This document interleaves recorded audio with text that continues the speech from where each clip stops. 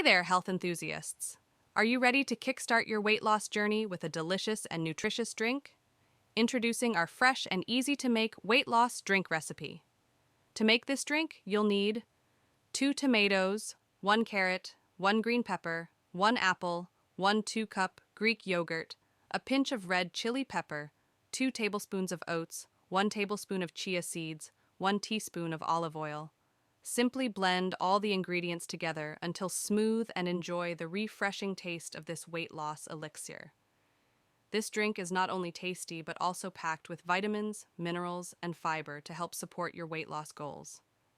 The tomatoes and carrots provide a burst of antioxidants, while the apple adds natural sweetness without the need for added sugars.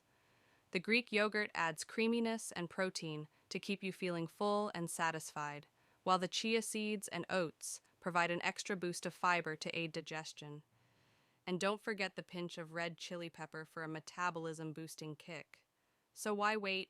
Give our weight loss drink recipe a try and start your journey to a healthier you today. Don't forget to subscribe to our channel for more fresh and facile recipes to support your wellness journey. Cheers to your health.